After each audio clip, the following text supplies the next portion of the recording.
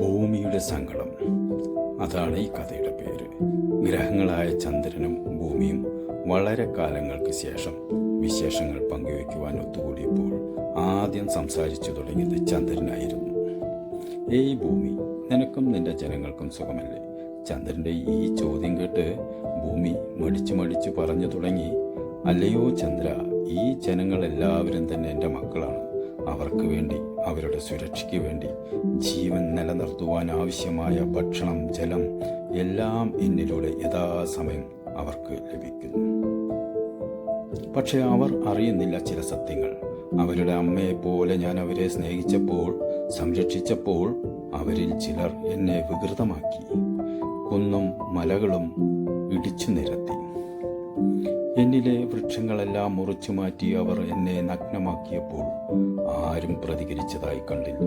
ഇതുകൊണ്ടൊന്നും അവരുടെ പ്രവൃത്തികൾ അവസാനിച്ചില്ല. ഇവർക്ക് വേണ്ടി ഞാൻ ദാഹജലം എന്നിലെ നദികളിലൂടെ ചുരത്തിയപ്പോൾ അവർക്ക് എന്നിൽ നിന്നും വേണ്ടത് ദാഹജലം മാത്രമല്ലായിരുന്നു. എൻ്റെ നദിയാമാറിൽ മുറിവുണ്ടാക്കി മണലെല്ലാം ഊറ്റിയെടുത്തപ്പോൾ മാത്രമേ അവർക്ക് സമാധാനമായുള്ളൂ. അതുകൊണ്ടും തീർന്നില്ല അവരുടെ വിനോദം. അവർ എല്ലായിടത്തും എൻ്റെ ശരീരം തുളച്ച് കുഴലുകൾ ഇറക്കി ജലം ഊറ്റിയെടുക്കുന്നു. ഞാൻ ആകെ മടുത്തു ചന്ദ്ര. ഈ കഴിഞ്ഞ പ്രകൃതി ദുരന്തമൊന്നും ഞാനായി ചെയ്തതല്ല. എല്ലാം ഇവരുടെ പ്രവർത്തന ഫലമായി സംഭവിക്കുന്നതാണ്. ഇനി ഇതിനെല്ലാം മാറ്റം വരണമെങ്കിൽ ആ സുന്ദരമായ കാലം തിരിച്ചു വരണം. അതിനുവേണ്ടി ഇനിയുള്ള തലമുറ തയ്യാറാകുമോ?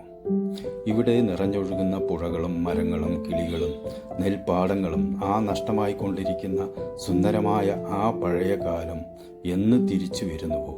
അന്ന് ഇവിടെ എൻ്റെ മക്കളെല്ലാം സുരക്ഷിതരും സന്തോഷമുള്ളവരുമായി തീരും. ഭൂമി പറഞ്ഞതെല്ലാം കേട്ട ശേഷം ചന്ദ്രൻ ഭൂമിയോട് പറഞ്ഞു, ഭൂമി, നിനക്കറിയാമോ, അവിടെ നിന്നും വന്ന ചില മനുഷ്യർ എൻ്റെ മണ്ഡലത്തിലും കാലുകുത്തി. ഇവിടെയും അവർ എന്നെ എങ്ങനെ നശിപ്പിക്കാമെന്ന് ചിന്തിക്കുന്നവരായിരിക്കുമോ?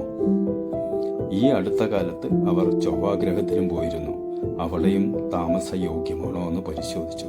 എൻ്റെ ഭൂമി, ഇനി വളരുന്ന തലമുറ എങ്കിലും സംരക്ഷണ ബോധമുള്ള പൗരന്മാരായി വളരട്ടെ. കഥ ഇവിടെ അവസാനിക്കുന്നു. രചന, ശബ്ദം ദിനേശ് നെടിയറയ്ക്കൽ.